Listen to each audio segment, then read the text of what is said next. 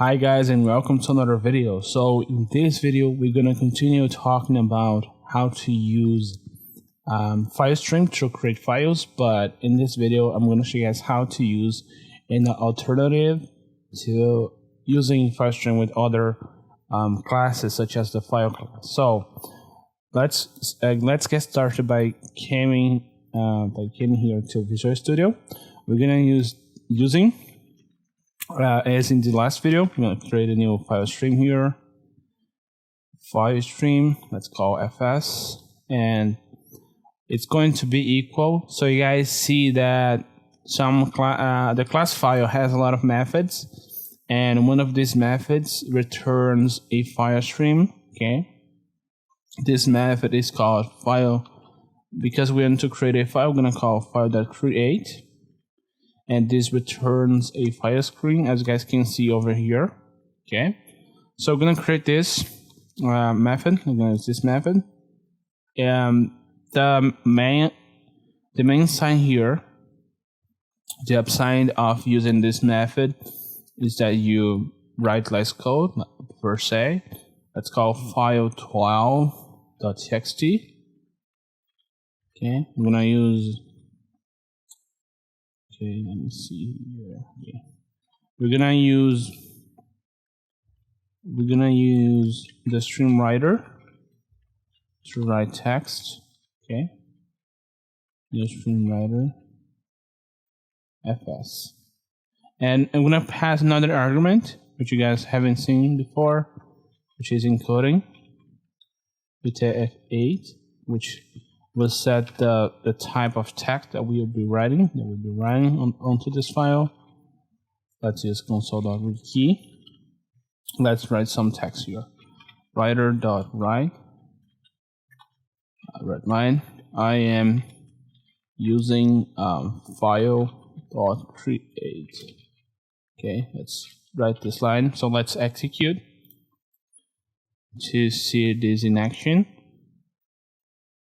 And I'm going to comment on why this is important. So, Lamb just came over here. The execution was successful.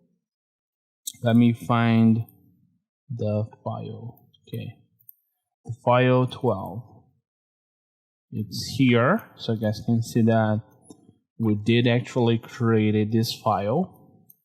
And by using this method, you guys don't need to write as much code as by using a new instance of the FileStream class. So this is an option. Okay, let's go to the next part, in which I'm going to be showing guys how to write data byte by byte. Okay, which is not ideal, but you guys can do this. So let me delete all of this. I'm going to try to indent this. So let's create a new file stream. Let's call fs file.create. Let's call file12b.txt.